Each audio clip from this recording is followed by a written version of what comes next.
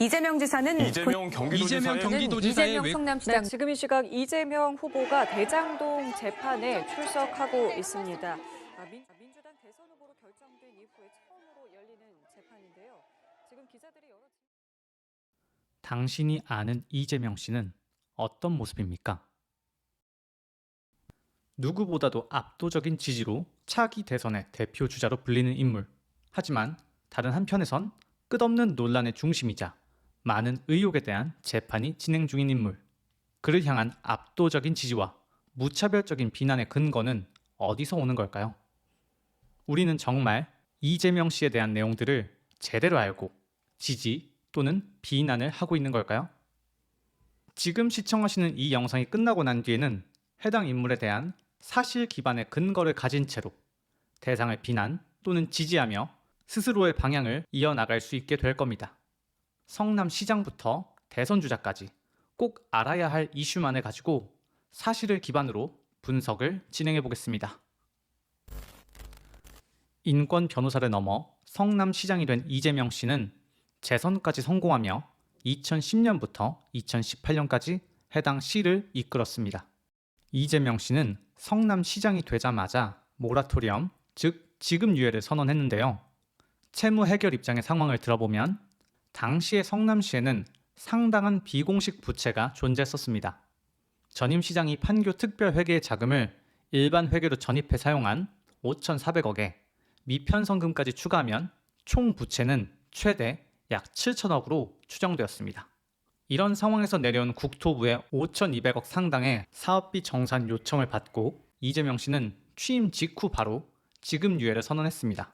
모라토리엄을 선언하면 실행되는 조치로 현금 유출이 차단되어 재정 압박 완화를 꾀할 수 있지만 지방정부의 신용 등급이 하락하고 신뢰도에 타격을 입는 등의 부작용도 있습니다. 그럼에도 당시의 성남시 재정 상황에 어쩔 수 없이 선언된 모라토리엄은 결국 3년 6개월 만에 총 6,224억 원을 상환하며 극복되었고 결과적으로 성남시의 재정 자립도가 회복되었다고 평가되고 있습니다. 다만 몇 가지 의혹 또한 존재했습니다. 첫 번째로 모라토리엄을 굳이 안 했어도 된다는 겁니다. 당시 성남시의회에서 다수당이었던 새누리당을 중심으로 주장되었는데요. 성남시의 공식 채무, 즉 지방채 잔액은 90억 원 수준으로 매우 낮았다는 것이 그 근거이며 성남시는 재정적인 문제가 크지 않은 도시였는데도 모라토리엄을 선언했다는 지적입니다. 거기다 모라토리엄을 해결하는데 지방채를 많이 발행하여 그 양을 많이 늘렸으므로 결과적으로 성남시의 재정 악화를 가져온 것이 아니냐라는 것이 그의 주장입니다. 확인해본 바 일단 지방채를 사용해서 전체적인 부채를 해결하는 데 도움을 주었다는 부분은 사실입니다. 지방채로 약 1,159억을 조달했으며 이는 결과적으로 현금으로 청산했다는 5,731억 원의 20%에 달합니다. 다만 나머지 80%를 처리하기 위해서 다각적인 노력을 기울였기에 당시 비공식 채무를 해결하는 방식 중에 하나였다 정도로 판단됩니다. 재정 악화에 대한 부분에도 어떤 기준으로 평가하냐에 따라 다를 수 있는 상황입니다. 여기서 우리가 집중해야 할 건 어디까지가 해당 시의 책임으로 처리해야 할 채무인가입니다. 시의회가 공식 채무라고 주장하는 지방채만을 부채라고 볼 것인지 아니면 당시 성남시에 부담이 되고 있던 전임 시장이 부적절하게 사용한 5,400억 원의 판교 특별회계 자금과 추가적인 비공식 채무까지 해당 시의 부채로 봐야 할지를 판단해야 합니다. 왜냐하면 그 기준에 따라 한쪽은 성남시의 부채를 해결한 결론이 되고 다른 쪽은 성남시의 채무를 늘린 결론이 되기 때문입니다. 성남시장으로서 재정 건전화를 이룬 뒤에 이재명 씨는 복지를 확대하며 시민들에게 돌려주는 정책을 시행합니다. 그중 가장 대표적인 세 가지가 청년 배당, 무상교복, 시의료원 건립입니다. 현재 기준으로 각각에 대해 설명하겠습니다. 청년 배당은 2023년 국민의힘이 다수 의석을 차지한 시의회에 의해 해당 조례는 삭제되었습니다. 폐지가 된 이유를 말하자면 해당 정책에서 주장한 공식 목표 중 하나인 취업 역량 강화에 대한 미흡한 효과였습니다. 확인해본 바 특별히 해당 목표가 달성되었다는 실증 데이터는 없었으며 청년 배당으로 지급받은 지역 화폐가 취업 준비 활동에 사용되기 어려운 사용처를 가지고 있다는 한계점도 확인했습니다. 다만 청년 복지 정책으로 써보자면 수혜자인 청년들의 만족도가 높았던 점을 기준으로 긍정적인 평가를 받았다 할 수 있습니다. 이로써 정책에 대해 평가할 때 겪을 수 있는 어려움을 우리는 엿볼 수 있는데요. 바로 적용되어 보여지는 직접적인 수치 변화만이 성과인지 아니면 청년들의 부담을 덜어줌으로써 간접적으로 도움이 되었을 부분도 있다는 걸 인정할 것인지를 생각해 봐야 할 것 같습니다. 해당 조례 폐지 이후 청년을 위한 정책은 보편성이 아닌 선별적, 목표 지향적 지원으로 전환되었으며 수혜자의 만족도 측면에서는 부정적인 부분이 있겠지만 문제 해결의 효율성과 직접성 측면으로 접근해보고 있다는 걸 알 수 있었습니다. 그에 반해 무상교복은 현재까지도 이어지고 있는 정책인데요. 2016년 박근혜 정부의 제동으로 갈등을 겪다가 문재인 정부의 출범으로 갈등이 해소되어 지금까지 이어지고 있습니다. 당시의 교복은 대형 브랜드의 독점으로 학부모들에게 부담을 주는 품목 중에 하나였는데 시의 지원이 그런 부담을 줄여줬다는 평가를 받으며 가계에 실질적인 도움이 되었다고 판단할 수 있습니다. 거기다 해당 정책의 목표는 그런 학부모의 부담에서 더 나아가 사회 경제 육성과 이어지는 계획을 생각했었습니다. 교복 생산과 공급에 대해 영세업자들을 지원하여 일자리 창출과 지역 내 자금 순환을 기대했지만 해당 부분에 대해서는 실제적인 데이터가 존재하지 않아 정확한 평가가 어려워 보입니다. 다만 시장 구조에 대한 개선 측면으로 봤을 때 해당 정책은 대형 브랜드의 시장 지배력에 도전하고 가격 경쟁을 촉진할 잠재력은 있었다고 판단됩니다. 마지막으로 시의료원은 현재 대학병원 위탁을 추진하는 중입니다. 당시 성남시에는 제대로 된 의료시설이 부족했습니다. 기존 주요 종합병원이던 성남병원과 인하병원 등이 2003년 즈음 경영난으로 폐업하거나 이전하면서 시민들은 지속적으로 공공병원 설립을 요구했으며 이재명 씨는 주요 공약인 해당 약속을 지키기 위해 해당 정책을 진행했습니다만 대규모 공공 프로젝트가 필연적으로 마주하는 정치적, 재정적 갈등을 보여줬습니다.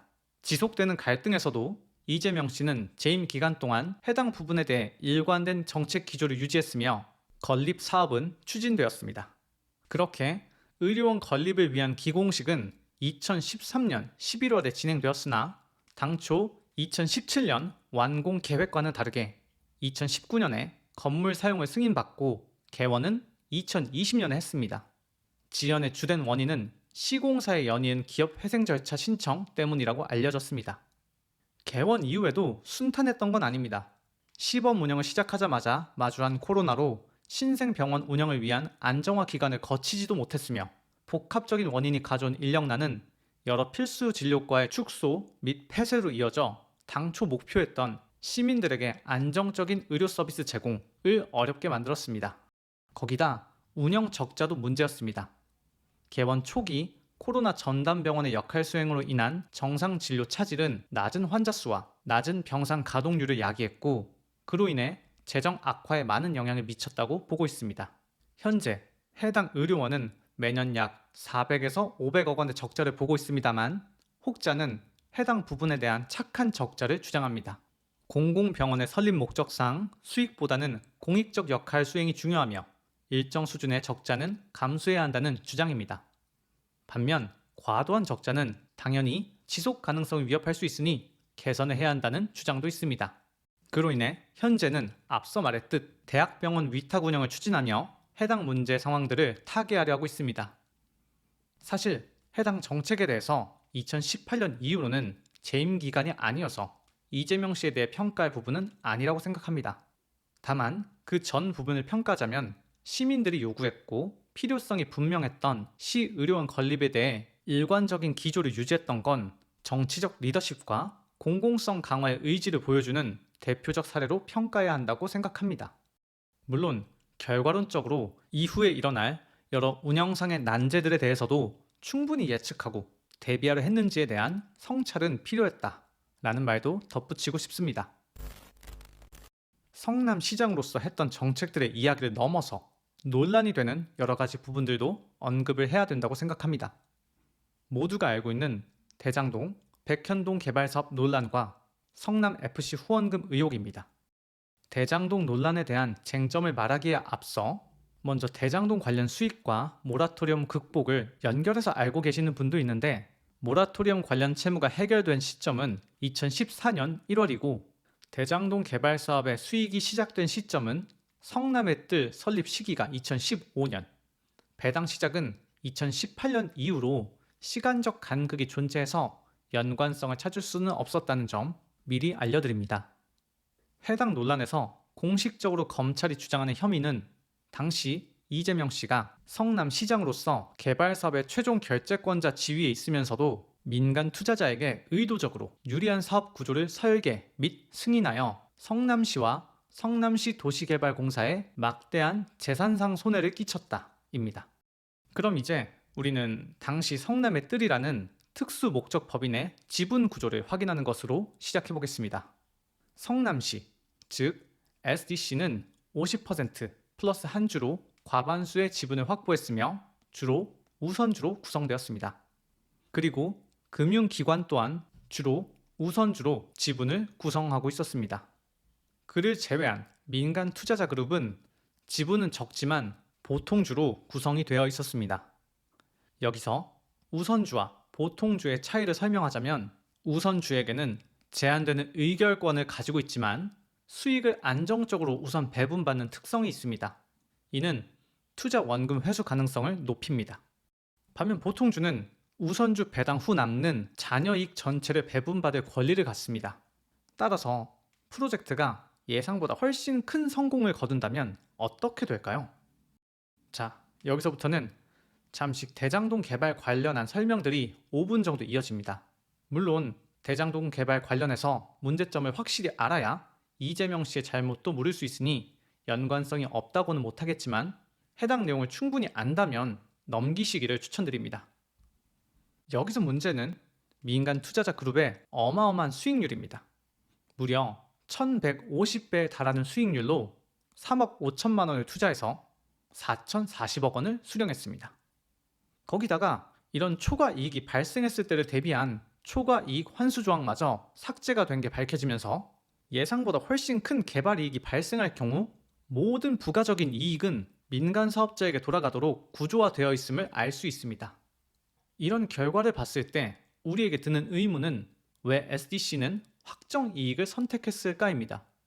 대장동 개발 사업 전에 있던 위례신도시 개발 사업에서 당시 민간 사업자가 이익을 축소시켜 SDC가 기대했던 만큼의 수익을 올리지 못한 경험을 기반으로 확정 이익을 선택했다는 논리입니다.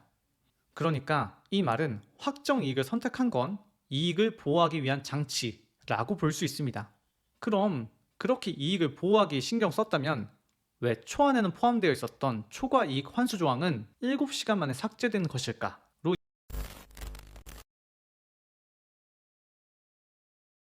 우리가 본래 해당 논란을 확인하는 목적은 이재명 씨를 기준으로 확인을 하는 과정이라 세부적인 이런 의문은 잠시 내려두고 해당 사업이 과연 결과적으로 공익의 확보인지 아니면 손실인지를 먼저 판단해 보겠습니다. 여기서 일단 검찰이 주장하는 손실이라는 것도 명확하게 해야 하는데요. 해당 주장은 실제적으로 일어난 손실이 아니라 얻을 수 있었던 이익을 놓친 기회 손실을 말하며 이익을 해석하는 데서도 양측의 주장은 엇갈립니다. 먼저 이재명 씨의 공익 주장은 약 5,500억 원입니다.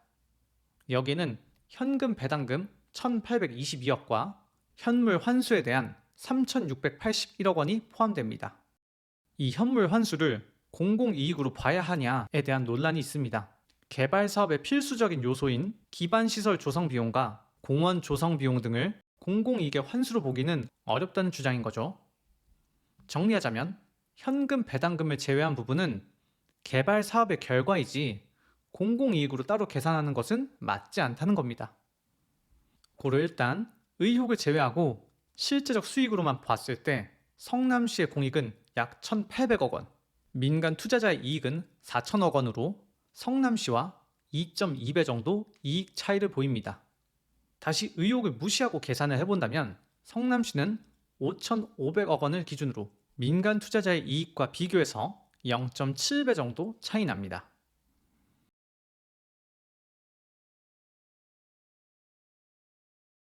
결과적으로 얻을 수 있었던 이익이 있으니 성남시는 손해를 본 걸까요? 아니면 부동산 시장의 유동성은 예측할 수 없으니 결과론적인 이야기일까요? 그럼 초과 이익 환수 조항은 왜 삭제가 된 걸까요?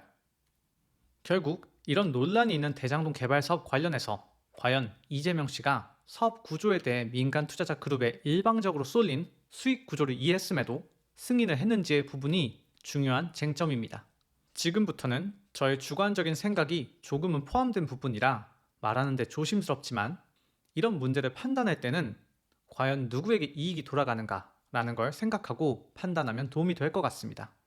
검찰의 말을 인용하면 이재명 씨가 공약 달성을 위해 민간 투자자들에게 특혜를 줬다 라고 하는데 해당 사업은 원래 100% 공영화로 이재명 씨가 추진했지만 당시 반대로 민간 기업과 함께하게 된 거라 민간 투자자들을 들이는데 이재명 씨가 노력한 것도 아닌 걸로 보이고 고로 공약 달성을 위해 민간 투자자들을 이용했다는 주장도 의문점은 많아 보입니다. 추가적으로 해당 논란에 얽혀있는 사람들 중 극단적 시도를 한 사람들이 있어서 더 큰 논란이 된 사건이기도 하며 민간 투자자들 간의 관계 또한 너무나도 깊고 복잡하여 해당 논란을 이 영상에서 다 녹이는 건 영상의 취지와 맞지 않아 최대한 많은 부분을 요약하고 제외하며 이재명 씨 관련한 논란만을 적으려 노력한 점 이해해 주시면 감사하겠습니다. 두 번째, 비슷하지만 다른 백현동 논란입니다. 둘 다 개발 사업이라는 부분은 비슷하지만 이번 논란의 쟁점은 수익 분배의 구조적인 문제는 아니었는데요. 쟁점은 바로 이례적인 용도 변경 승인과 SDC 배제입니다. 기존 자연 녹지 지역이었던 부지의 용도 변경을 성남시에서 승인하며 최종적으로 4단계 상향 조정으로 이뤄졌고 해당 부지는 공동주택 등 다양한 건축이 가능한 준주거지역이 되었습니다. 그로 인해 해당 부지에서 개발 사업이 진행되는 건 당연했는데요. 대장동 개발과는 다르게 SDC가 완전히 배제되고 민간 사업자만이 참여하며 발생한 모든 이익을 가져가게 된 것을 중점으로 이야기되고 있습니다. 해당 논란의 주도적인 인물은 로비스트 김인섭 씨로 이재명 씨와 관계가 있었던 인물로 평가되며 이런 관계적 사실 또한 이재명 씨가 배임을 한 것이 아니냐라는 주장에 힘을 실어주고 있습니다. 다만 이미 유죄로 확정된 로비스트 김인섭 씨의 이야기를 이 영상에서 중점적으로 할 게 아니라 해당 문제에서 이재명 씨의 혐의와 내용을 중심으로 보겠습니다. 이재명 씨의 주장은 한결같습니다. 첫 번째로 해당 부지의 4단계 용도 상향이 성남시의 자발적 결정이라기보다는 국토교통부의 요청과 압박에 따른 조치였다고 하는데요. 해당 부분을 위해 제가 확인한 공문 4개는 국토부에서 보낸 공문이었고 하나는 성남시에서 보낸 공문이었습니다. 그중 이재명 씨의 주장을 반론하는 증거는 2014년 12월 공문입니다. 내용을 짧게 요약하면 국토부의 요청은 혁신도시법 사항이 아니며 시에서 판단해야 할 사항임을 알려드린다고 적혀 있습니다.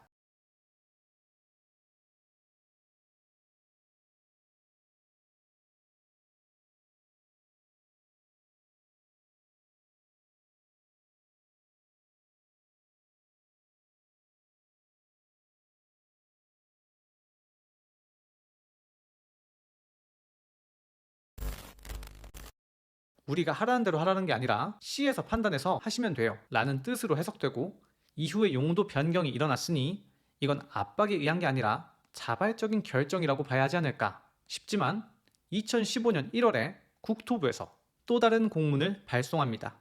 바로 이전에 3차례 반복적으로 요청했듯 국토부의 요청에 적극적으로 협조하라 라는 내용입니다.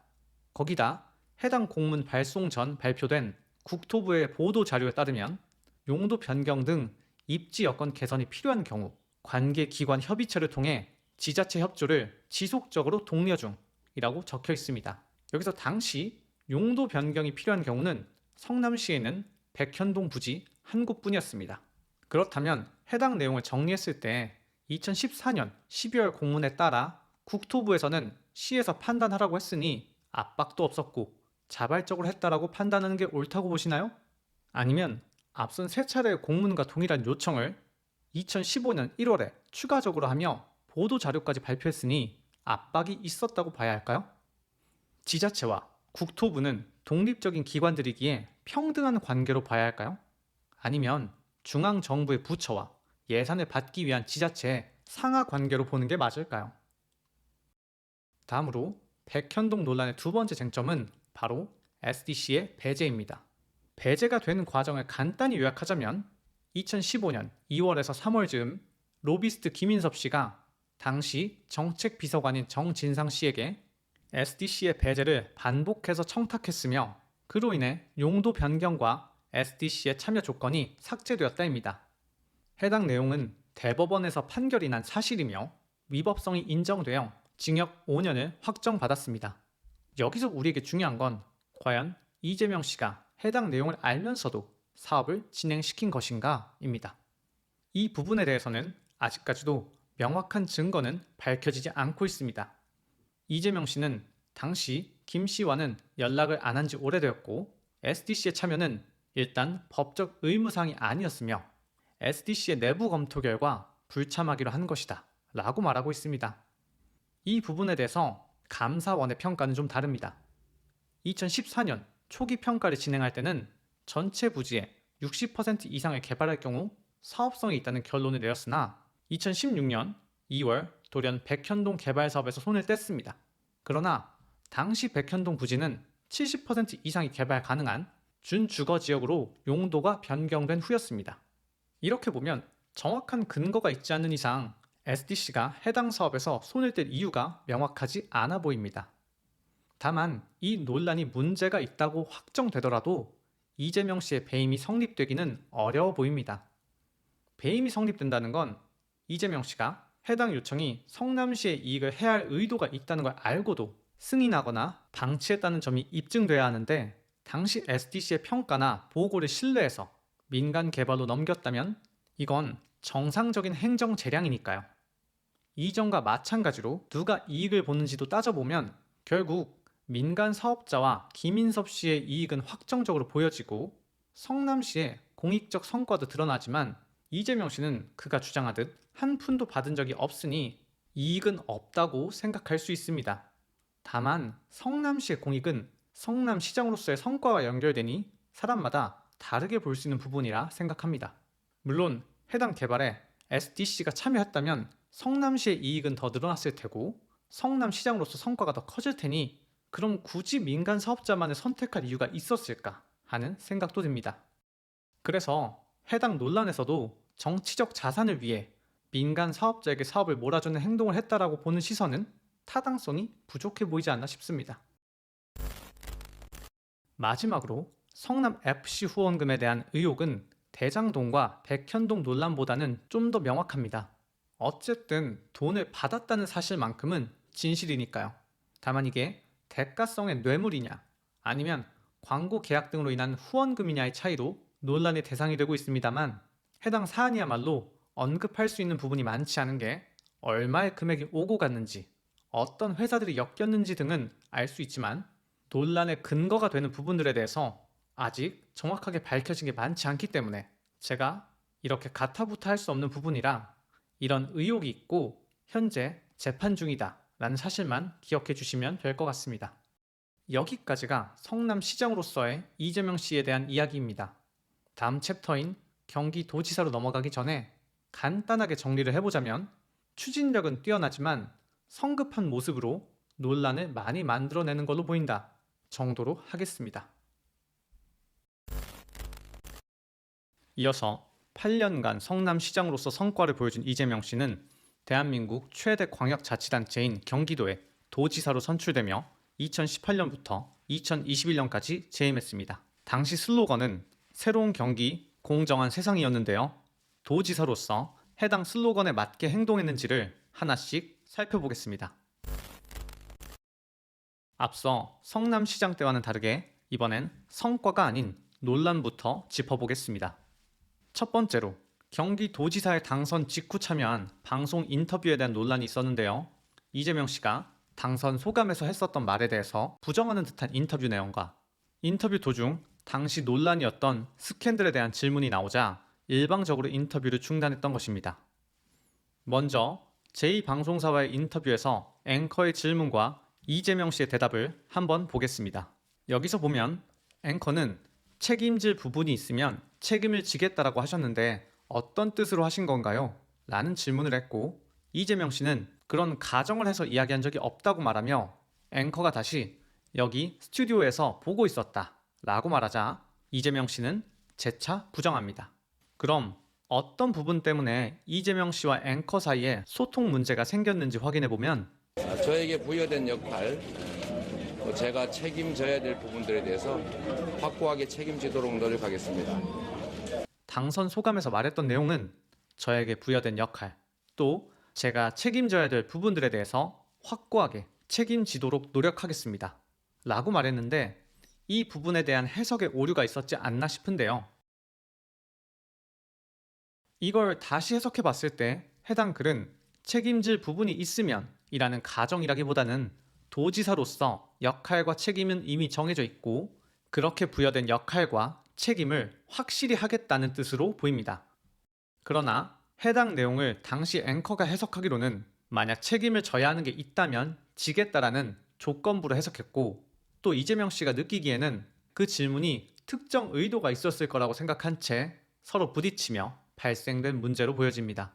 추가적으로 방송사의 인터뷰를 중단한 사실에 대해서도 한쪽만의 문제라고 판단하기 어려운 이유는 이미 인터뷰가 예정될 때 사실 확인되지 않은 특정 스캔들에 대해서는 언급하지 않는 걸 서로 약속했는데도 지속되는 당선 인터뷰에서 방송사들이 해당 약속을 어겼으며 당선 직후라 곁에 아내도 함께 있었던 당시 이재명 씨 입장에서 이런 상황이 선을 넘었다고 생각했을 수 있습니다. 이렇게 반복적인 상황이 이어지자 이재명 씨는 인터뷰 취소를 말했지만 계속되는 인터뷰 요청에 약속이 이행되지 않으면 인터뷰 중간에 끊을 수도 있다는 말로 마지막 경고를 합니다.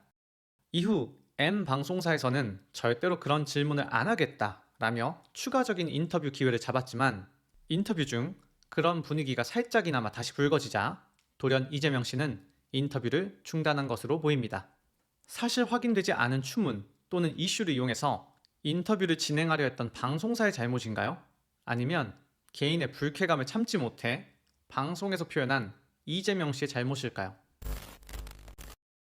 앞서 언급한 사실 확인되지 않은 이슈라는 건 당시의 스캔들을 의미하는데요. 해당 스캔들은 특정 여배우가 2010년도부터 모 정치인과 연애 사실이 있다는 주장으로 시작되어 2016년에 해당 배우가 최초로 이재명 씨의 이름을 언급하였고, 이후 2018년 경기도지사 토론회에서 바른미래당의 김영환 후보가 다시 언급하며 스캔들을 재점화시켰습니다. 결과적으로 검찰은 해당 사안을 2018년 12월에 무혐의로 불기소 처분을 내렸으며 추가적으로 명예훼손 고소에 대해서도 배우 측에서 취하하며 결론이 났습니다. 해당 사안에서 가장 큰 문제는 사실 확인 없는 이슈화라고 생각합니다. 공교롭게도 해당 사안에는 가세현이 얽혀 있으며 증거가 넘친다는 배우의 주장에는 본인의 증언만이 존재한 채 결국 하나의 증거도 내지 못하며 피해자인 내가 그 증거이다 라는 논리를 내세우는 상황을 만들었습니다. 그 와중에 해당 이슈를 가지고 돈벌이 수단으로만 사용한 특정 채널과 이슈화의 주체인 배우가 직접 후원금을 요청하는 등 결국 실질적 피해자는 해당 이슈에 현혹되었던 국민들과 그들의 지갑을 채워준 시청자들인 안타까운 상황이었습니다. 세 번째 논란에 대해선 우선 해당 문구로 시작하겠습니다. 국민의 피와 땀이 묻어있는 혈세를 자기 돈인 것처럼 사적으로 유용하고 공무원을 하인처럼 부린 분이 민생을 생각하는 정치인이라 할 수 있느냐. 이런 강한 어조로 비난을 받고 있는 이재명 씨의 이번 혐의는 또 배임입니다.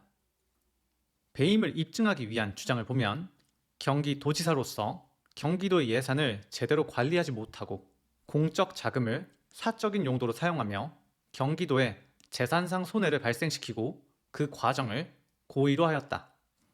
여기서 가장 중요한 건 역시 고의로 하였다입니다. 과실이 아닌 그 스스로 알고 있었으면서도 용인하고 묵인했으며 승인했다라는 결정적 증거가 있어야지 해당 부분에 대한 법적 책임을 물을 수 있습니다. 몇몇 사람들이 봤을 때는 해당 부분의 중요성이 굉장히 불합리하다라고 여길 수 있습니다. 정황상 보면 무조건 잘못인데, 아니 잘못을 했으면 책임을 져야지 법을 이용해서 빠져나간다고요. 그런데 이런 판단은 단편적으로 봤을 때는 그렇다고 느낄 수 있다 동의하지만 우리가 겪을 수도 있다고 봤을 때는 그렇지 않습니다. 형사 재판에서 법적인 증명이라는 건 합리적 의심의 여지없는 증명이라는 기준이 있기에 공정할 수 있다고 생각합니다. 고로 법적인 판결이 이루어질 때는 그 증거에 대한 명확성이 중요합니다. 일단 해당 논란에서도 배임에 대한 그런 명확한 증거는 나오지 않았으니 증거가 부족한 해당 부분을 억지로 증명하려 하는 게 아니라 법인카드 사용에 직접 연관된 사람들과 재판 결과 및 주요 사항들을 중심으로 먼저 설명을 진행하겠습니다. 일단 사적 유용 항목으로 거론되는 목록을 나열해 보겠습니다. 관용차 사적 사용, 음식 및 과일 구매, 조식용 샌드위치, 세탁비, 대리 처방 등이 거론되고 있습니다. 해당 논란에 연관된 직접적인 인물로는 배 씨가 있습니다. 이재명 씨의 아내인 김 씨의 측근으로 등장하며 그 진술에 따르면 대부분의 사적 유용 자체가 자신의 독단이며 김 씨는 해당 사실을 모른다 주장하고 있습니다. 그중 대리 처방 의혹을 좀 더 살펴보면 배 씨 자신이 직접 사용하려고 굳이 대리 처방이라는 비정상적인 방법을 통해 공적 자원을 이용하여 구매했다던 호르몬제를 한 달 뒤에는 김 씨가 직접 6개월치를 처방받은 사실이 알려졌습니다. 혹시 몰라 여러 방면에서 다각도로 해당 처방전을 확인해 보았는데요. 동명이인이거나 하는 그런 문제가 없는 김 씨 본인의 처방전으로 확인되었습니다. 물론 공교롭게도 그 시기에 두 사람에게 모두 정확하게 그 약이 필요했을 수도 있다는 가정을 할 수도 있지만 그게 합리적이고 신뢰성 있는 가정인지는 잘 모르겠습니다. 그리고 만약 김 씨를 위한 대리 처방이 사실이라면 김 씨는 몰랐다라는 주장 또한 신빙성이 떨어질 수 있다 생각합니다. 제가 이번 논란에서 맨 처음 언급했던 글은 공익 제보자인 조 씨의 기자회견 때 발언입니다. 저는 해당 발언이 피해자 입장에서의 용기 있는 솔직한 발언이자 당시 국민의힘과 정치적 방향을 같이 한 정치적 발언이라고 생각합니다. 사실에 입각한 국민의 알 권리보다 협박성이 있는 정치적 공세이지 않았나 하는 안타까움을 갖습니다. 마지막으로 해당 논란에서 이재명 씨의 혐의가 입증이 안 된다 해도 조 씨와 같은 내부 사람의 비난과 배 씨와 김 씨 등의 잘못된 행동들에 대한 윤리적 책임은 이재명 씨가 충분히 안고 가야 한다고 생각합니다. 마지막으로 알아볼 이재명 씨의 대북 송금 논란은 앞선 논란과 같이 경기도지사로 재임했던 기간에 밝혀진 이슈는 아닙니다. 다만 논란이 될 상황 자체가 발생한 건 재임 중이라 여기서 언급하겠습니다. 해당 논란에 대한 검찰의 주장은 다음과 같습니다. 이재명 씨가 당시 경기도 평화부지사였던 이화영과 공모하여 자신의 정치적 이익을 위해 쌍방울 그룹을 통해 북한에 800만 달러를 대납하도록 했다는 근거로 제3자 뇌물 혐의로 기소했습니다.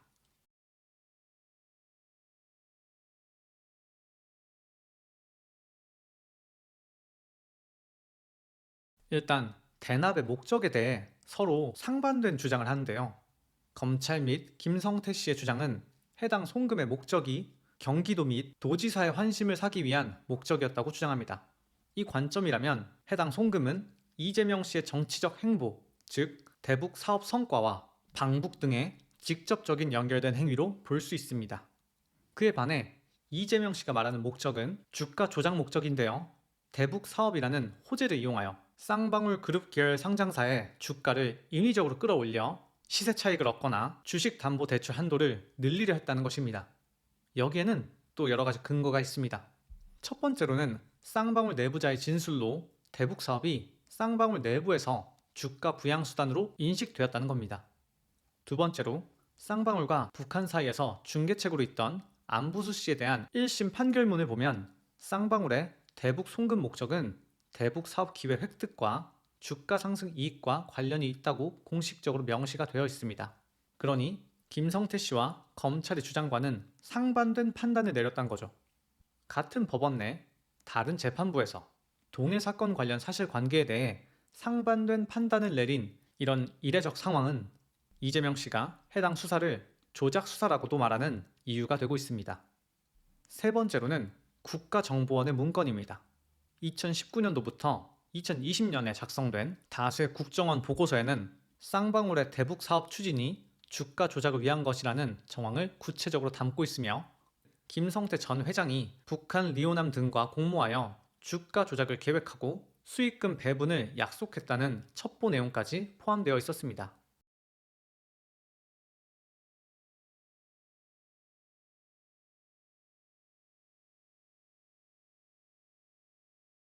결과적으로 이재명 씨가 대북 송금에 대해 정확히 인지하고 승인했냐에 대한 확증은 나오지 않고 있지만 이전 사건들과 마찬가지로 시장 및 도지사 등 특정 위치에서 결정권자로 있었기에 해당 과정에 대해 알고도 승인 또는 묵인한 게 아니냐는 혐의에 대한 의심과 주장이 계속해서 이어지고 있습니다.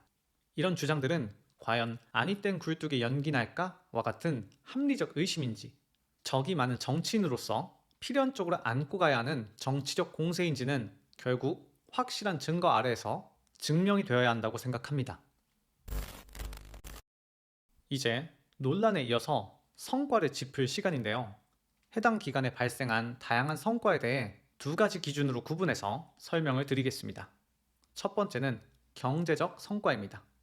이재명 씨가 경기도지사로 있을 때 빼놓을 수 없는 경제적 성과 중 하나는 투자 유치, 그 중에서도 용인 반도체 클러스터에 관련된 내용이지 않을까 싶습니다. 해당 투자 유치 규모는 122조 원 정도이며 차후 기대 경제 효과는 약 700조 가까이 되는 거대한 프로젝트입니다. 물론 해당 프로젝트는 장기적인 프로젝트로 즉각적인 효과를 보기는 힘들 수 있지만 경기도의 발전을 위해서 도지사로서 다른 지역들과 경쟁하며 얻어낸 해당 투자 유치는 훌륭한 성과로 보여집니다. 추가적으로 세계 3위의 반도체 장비 업체인 램 리서치를 통한 외국인 직접 투자 유치도 성공했으며 코로나 시기에는 기존 투자 유치의 한계에서 벗어나 비대면 투자 유치를 전개하여 성과를 올렸습니다. 골목 상권 및 전통시장 등 소상공인을 지원하며 지역 내 소비 촉진을 목표로 도입한 지역화폐는 결과적으로 소상공인의 매출 증대뿐만 아니라 높은 판매율과 사용률도 볼 수 있는 도민의 만족도로 그 결과를 확인할 수 있었습니다. 다만 소득과 상관없이 할인율을 제공하는 방식은 고소득층에게 더 큰 혜택을 줄 수도 있으며 특정 업종에 혜택이 집중되는 현상은 정책에서 기대한 재분배 효과를 미흡하게 합니다. 추가적으로 막대한 재정 투입과 지속적으로 발생하는 깡 문제와도 같이 좀 더 관리가 더해져야 하는 정책으로도 언급됩니다. 이런 복지에 대한 가치관은 이재명 씨의 과거 정책에서부터 다수 보여지는데요. 필요한 사람들을 위한 선택적 복지가 아닌 모두를 위한 보편적 복지를 지향하며 공정함을 말하고 있습니다만 월급 500만 원의 사람과 월급 50만 원의 사람에게 똑같이 100만 원을 주는 게 어떻게 공정한 가치로 평가될 수 있는지는 의문입니다. 해당 100만 원이 같은 가치로 평가된다는 것은 받는 사람의 입장을 반영한 게 아니라 주는 사람의 입장이 반영된 것으로 이해됩니다. 단순히 얼마를 제공하는 소득 보장의 개념으로 예시를 잡았지만 대상의 상황에 맞게 일자리 기회를 제공한다거나 교육의 기회를 제공하는 등 삶의 개선뿐만 아닌 사회적인 활동을 동시에 이뤄낼 수 있는 복지의 방향성을 지향하는 게 어떨까 하는 생각도 듭니다. 이렇게 분명 개선할 점은 존재하지만 해당 정책이 존재함으로써 코로나 팬데믹이라는 특수 상황 속에서도 긍정적인 효과를 거둘 수 있었고 가장 중요한 지표인 당시 도민들의 만족도를 봤을 때 성공적인 정책으로 평가함이 맞다고 생각합니다. 마지막으로 조세 정의 실현을 가치로 진행한 체납 징수입니다.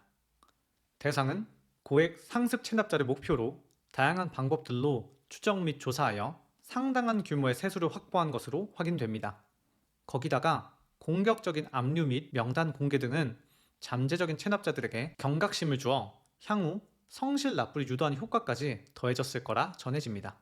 물론 그 과정에 있어 강압적인 가택조사, 체납자의 인권 및 사생활 침해 등의 논란도 존재했지만 제가 바라보는 시선에서는 체납자의 그런 반론들이 정당하지 않아 보였으며 다만 억울한 피해 대상이 생기지 않도록 대상 규정에 좀 더 많은 노력을 기울이고 제대로 된 심판을 바탕으로 강력하게 처벌해야 한다고 생각합니다. 두 번째는 공정성 강화입니다. 한때 계곡에 놀러 갔다가 거기 있는 음식점들을 들리면 매번 가격을 듣고 많이 놀랬던 적이 있습니다. 정말 터무니없는 가격이라고 느낄 때도 있었지만 이게 계곡에서 하는 거니 추억에 대한 비용 또는 좋은 풍경을 즐길 수 있는 자리에 대한 비용이다 라고 생각하며 이용을 했었는데요. 이렇게 장사하는 식당 중 상당수가 불법으로 이용되는지를 미처 알지 못했습니다. 이재명 씨는 해당 문제들을 시민이 누려야 하는 자연환경 접근권에 대한 공정성의 가치를 침해하는 행위로 판단하고 해결을 진행했습니다. 그렇게 2018년 9월에 정책을 시행한 결과 2020년 말 기준으로 1,430곳 중 95%를 철거했으며 추가적으로 해당 공간에 편의시설을 설치하는 등 단순한 원상 복구를 넘어 지속 가능한 공공이용 공간으로서 변화를 노력했습니다. 여기서 논란이 된 건 하천 및 계곡에서 생계를 유지해온 상인들의 생계 문제라고 하는데요. 저는 불법으로 쌓아온 그들의 재산을 다 몰수하지 못한 게 아쉬운 심정입니다. 추가적으로 정책에 대한 원조 논쟁과 이후 꼼수 영업 등의 문제가 발생했으나 해당 부분은 개선과 이해의 문제라 생각되며 정책 자체는 성공적이었다고 평가할 수 있습니다. 성남시장 때부터 많은 개발 사업을 추진해오던 경험이 기반이 되어서인지 공사비 부풀리기를 방지하기 위한 공정한 가격 책정을 유도하는 정책을 시행했습니다.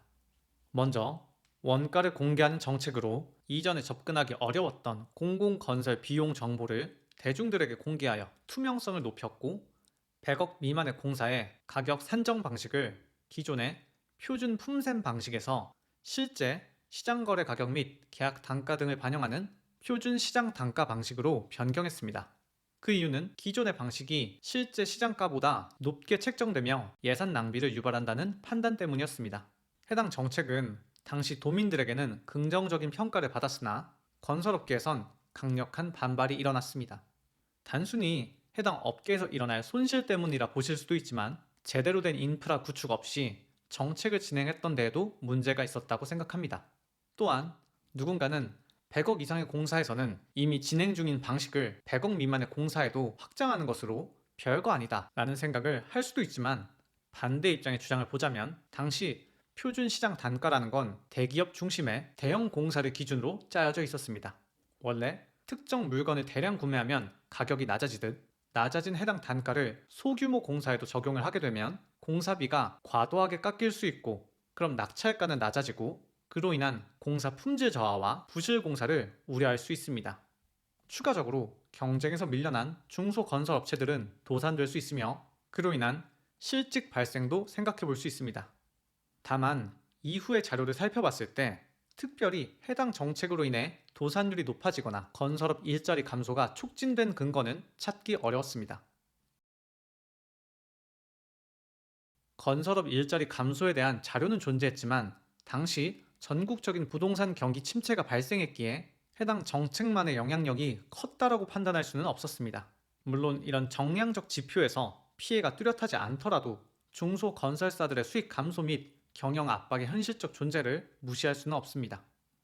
이재명 씨의 해당 정책 기준을 도민을 위한 정책으로 봤을 때는 투명성을 강화하고 공정성을 갖춘 훌륭한 정책으로 판단할 수 있지만 배경 산정의 부족과 상황 비교를 무시한 채 동일 적용을 주장하는 방식은 똑같은 도민이지만 건설업계에 종사하는 사람들에게 뼈아픈 피해를 입게 할 수도 있을 겁니다.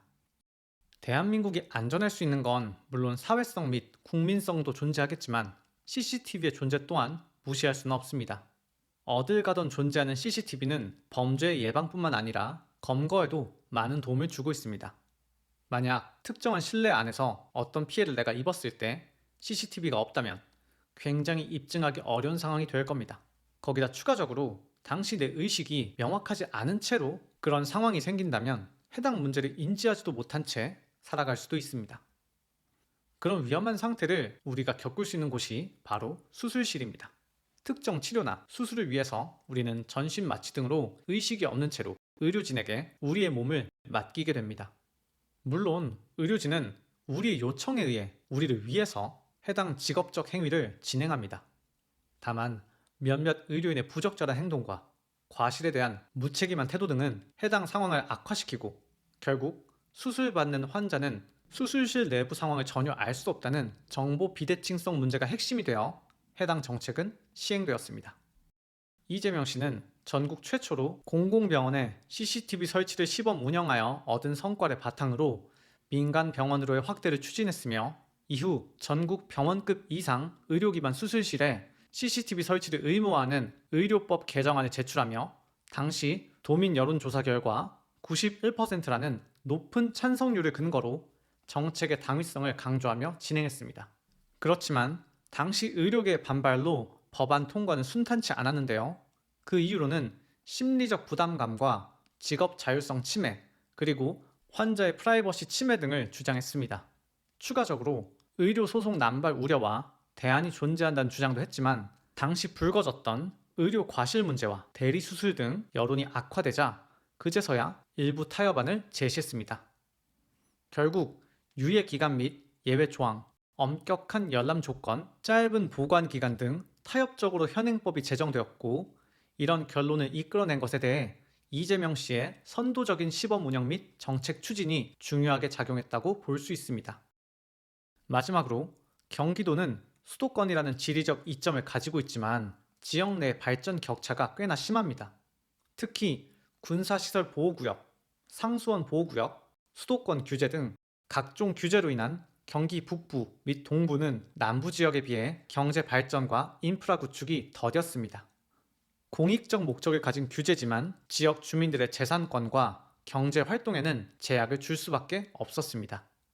이재명 씨는 이런 부분을 특별한 희생으로 규정하고 특별한 보상으로서 지역 균형 발전 정책을 추진하였습니다.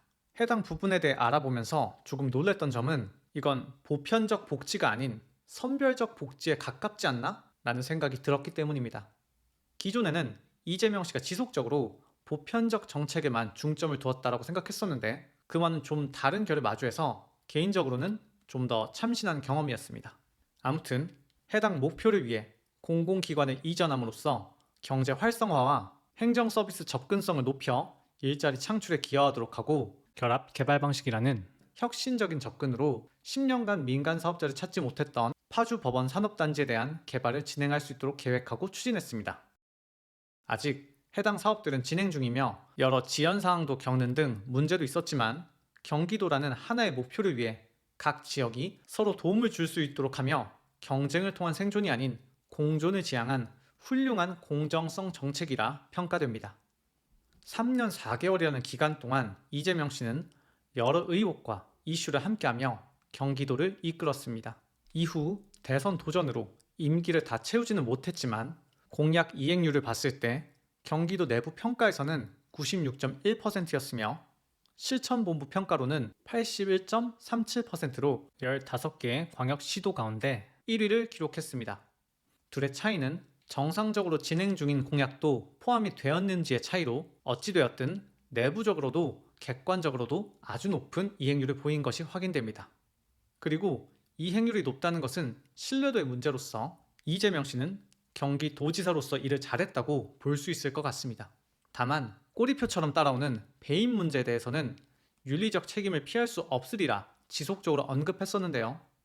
시장 그리고 도지사는 아무래도 결재권자로서 많은 것들을 책임지고 관리를 해야 하는 직책입니다. 물론 아직은 그의 고의성이 입증된 적이 없으니 직접적인 법적 책임을 물을 수는 없겠으나 지속되는 측근 혹은 주변의 위법 행위를 국민들이 어떻게 판단할지가 중요할 것 같습니다. 많은 사람들과 함께 일하는 단체의 장인이 함께하는 사람들의 문제에 대해 모든 것을 점검할 수는 없다 라는 시선이 있을 수도 있고 아니다, 그런 단체의 장이기에 문제에 대해 책임을 져야 한다 라는 시선도 있을 수 있습니다. 혹자는 적이 너무 많아서 과한 공격을 받는다 라고도 말할 수 있습니다.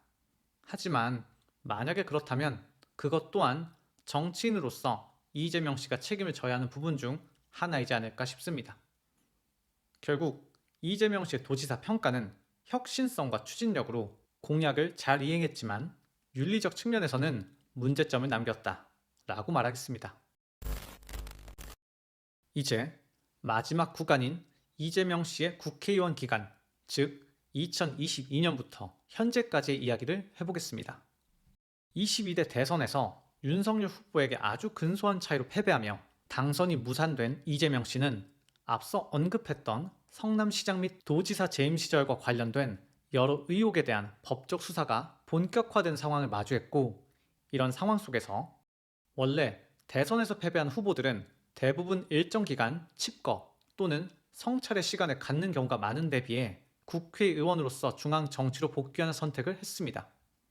해당 선택에 대해서는 정치적 영향력을 유지하기 위한 선택이었을 거란 예상과 전략적인 선택이었을 거란 예상이 공존합니다. 이어 당 대표 선거에 출마한 이재명 씨는 압도적인 성적으로 당선되며 소속 당을 이끌게 되었습니다. 해당 기간의 이야기를 하기에 앞서 성남시장과 경기도지사와는 다르게 어떤 방향으로 국회의원 기간을 설명해야 할지 고민을 많이 했습니다. 과연 국회의원이란 어떻게 해야 일을 잘한다는 평가를 받는 걸까? 라는 질문을 두고 열심히 고민해 봤을 때 두 가지의 방향이 떠올랐는데요. 첫 번째는 소속 당을 우선으로 생각한다였습니다. 소속한 당의 정치적 입지와 영향력, 이미지 등을 위해서 일을 진행하는 게 당에 소속된 의원으로서 일을 잘하는 것일 수도 있겠다 싶었습니다. 두 번째는 국민을 우선으로 생각한다였습니다. 이상적인 말일 수도 있는데 역시나 국회의원이라는 건 선거를 통해 선출되며 지역구라는 특정 지역에서 선출이 되지만 국민과 국가 이익을 우선해야 한다고 생각했습니다. 이건 단순히 추상적으로 내린 판단이 아닌 헌법과 국회법을 기준으로 생각한 답변입니다. 헌법 제46조 제2항 국회의원은 국가 이익을 우선하여 양심에 따라 직무를 행한다. 국회법 제1조 목적 이 법은 국회의 조직, 의사, 그 밖에 필요한 사항을 규정함으로써 국민의 대의기관인 국회의 민주적이고 효율적인 운영에 기여함을 목적으로 한다. 제24조 선서 나는 헌법을 준수하고 국민의 자유와 복리의 증진 및 조국의 평화적 통일을 위하여 노력하며 국가 이익을 우선으로 하여 국회의원의 직무를 양심에 따라 성실히 수행할 것을 국민 앞에 엄숙히 선서합니다. 해당 조항들을 참고해서 내린 결론은 결국 첫 번째는 성립되지 않겠다였습니다. 소속 당이라는 건 수단일 뿐 본질은 국가와 국민 전체를 위해야 한다고 판단했으며 그에 맞게 해당 시기를 설명하고 평가하겠습니다. 일단 이재명 씨는 국회의원이 되고 많은 사건과 재판에 마주해야 했습니다. 시장으로서 그리고 도지사로서의 기간 동안 발생한 많은 논란들은 의혹을 만들었고 그 부분에 대해 투명하게 밝혀야 할 책임이 있었습니다. 그래서 그런지 2023년 6월 19일 연설에서 불체포 특권 포기 선언을 하며 구속영장을 청구하면 제발로 출석해 영장 실질 검사를 받고 검찰의 무도함을 밝히겠다고 했지만 검찰이 구속영장을 청구하고 체포 동의안이 제출되자 표결 직전 SNS를 통해 검찰 독재의 폭주를 막아달라며 갑자기 부결을 호소했으나 결국 가결되었습니다. 당시 민주당의 인원은 과반 이상으로 총 168명이었으며 그중 최소 29명 이상이 찬성표나 무효표를 행사한 걸로 나타났고 이로 인해 점차 심화된 당내 갈등은 결국 2024년 총선 때 비명계로 분류되는 이재명 씨를 지지하지 않는 쪽이 공천심사에서 대거 탈락하거나 경선에서 불리한 조건을 적용받는 현상이 나타났으며 이런 상황에 대해 친명횡재, 비명행사라는 비판도 제기되었습니다. 결국 탈당하거나 당적을 옮기는 등 분열이 일어나며 해당 당은 친명계 중심 체제로 재편되는 결과를 맞이합니다. 자신의 무고함을 밝히겠다며 불체포 특권 포기를 선언한 이재명 씨는 왜 부결을 호소하였을까요? 그리고 비명계를 잘라내며 결국 자신을 지지하는 사람들만 남아있게 된 당은 다양하고 자유롭게 의견을 주고받을 수 있는 기회가 있는 곳일까요? 윤석열 정부 시절에 우리가 국회에서 봐왔던 모습은 수많은 탄핵의 남발과 지속되는 대통령의 특검 거부였습니다. 해당 정부 때 탄핵은 총 30건 정도로 이 중에는 이재명 씨에 대한 수사 검사 등이 포함되는 등 정부 부처들이 제대로 운영되지 못하는 결과를 낳았는데도 불구하고 이미 반복적으로 사용해왔던 카드여서인지 탄핵이 단순한 정치 공방의 일상 도구가 되어가는 경향을 나타내었습니다. 탄핵은 원래 굉장히 극단적인 정치 수단으로서 신중하게 사용되어야 합니다. 왜냐하면 소추가 이뤄지는 순간부터 대상의 직무가 정지되며 그 상태가 최종 결정 때까지 유지되어 그 기간 동안은 해당 업무에 대해 대행이 그 역할을 대신하겠지만 정상적인 운영이 되리라는 보장은 없기 때문입니다. 그로 인한 국정 운영의 피해는 고스란히 국민이 보기 때문에 단순한 정치적 수단이 아닌 신중한 선택이 되어야 하는데 30번 이상의 탄핵 중 대통령 탄핵을 제외하고는 단 하나도 최종 인용이 되는 경우가 없다는 걸 확인해 보면 그저 정치적 공격 수단으로서 사용했을 뿐 해당 행동은 전혀 국가 이익과는 상관없으며 국민을 위한 행동으로도 보기 어렵다고 판단됩니다. 물론 해당 정부에서도 이해할 수 없는 이유로 특검을 지속적으로 거부하며 제 식구 감싸기 등 전혀 공정하지 않은 듯한 모습으로 논란과 의혹을 가중시켰지만 탄핵은 특검을 요청하기 전부터 이미 꾸준히 남발되고 있었으며 이런 기준에서 봤을 때 특검에 대한 반발로 탄핵을 무기화했던 주장은 그 신빙성이 떨어집니다.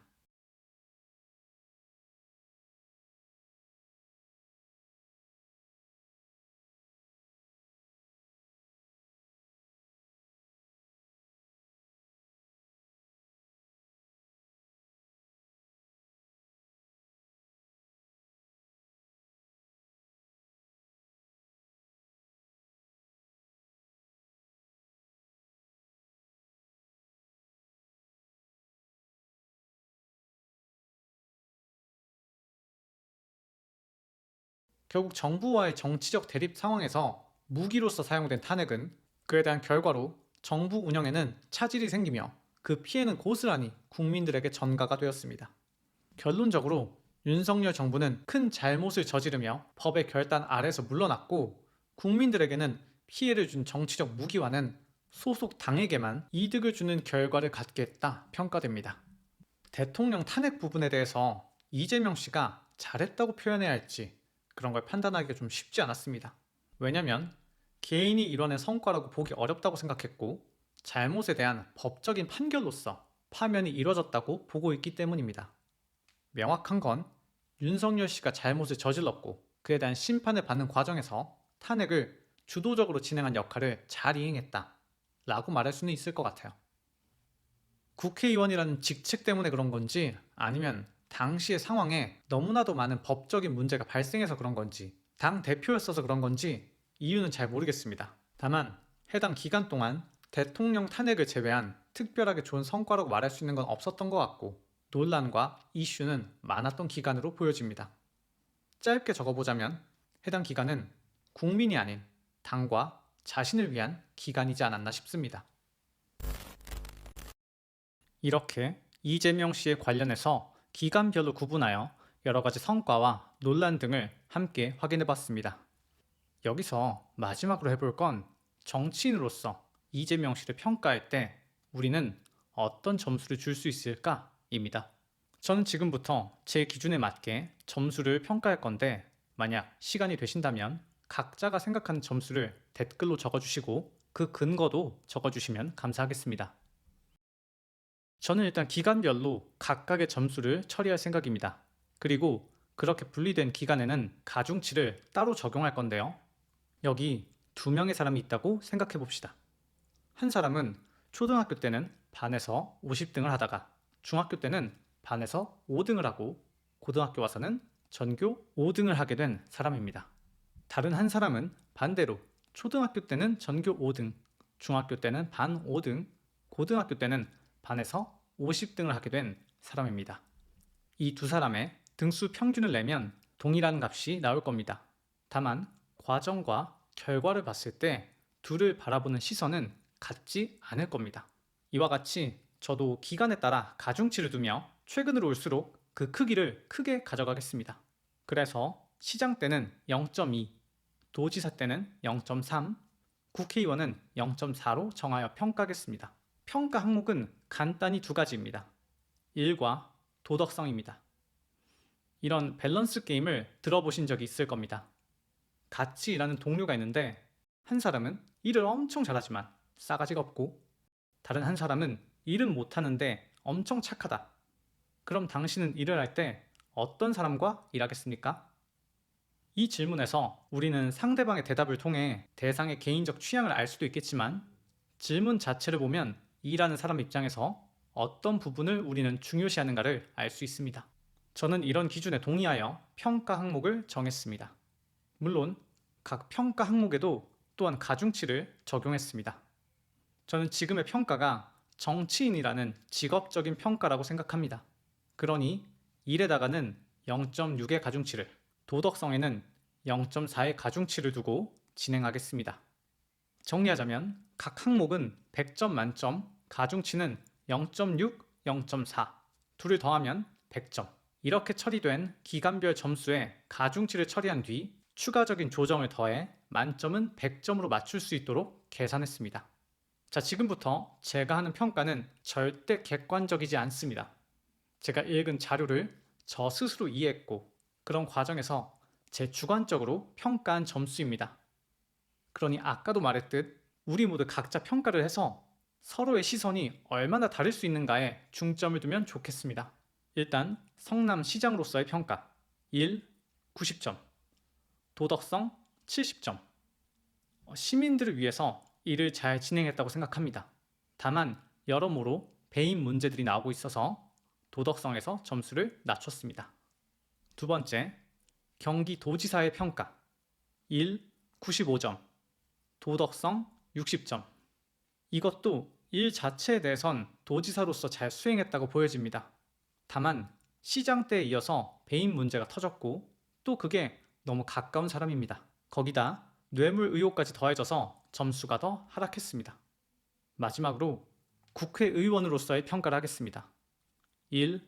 50점, 도덕성 50점. 탄핵을 정치적 수단으로 남발한 게 국민을 위해서 일했다고 평가하기는 어려울 것 같습니다. 그리고 여러 혐의 앞에서 입장을 번복한 모습은 윤리적으로 많은 실망감을 보여줬습니다.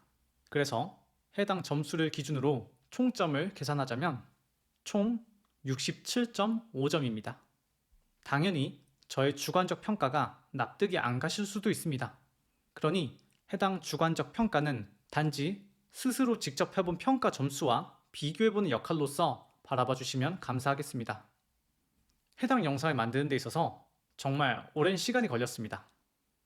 사전조사, 녹음, 영상 편집 등 어느 것 하나 쉽지 않았고 그러다 보니 생각보다 영상을 만드는데 오래 걸렸습니다. 저는 앞으로도 롱폼 영상을 주로 만들 생각입니다. 그리고 그 주기는 한 주에 한 개를 목표로 하겠습니다. 물론 가끔 이렇게 너무 중요하거나 생각보다 거대한 컨텐츠로 2주 이상이 걸리는 영상도 제작할 생각입니다. 아무튼 이번 영상도 시청 너무 감사드리고 몇몇 분들에게나마 도움이 되는 영상이었으면 좋겠습니다. 감사합니다.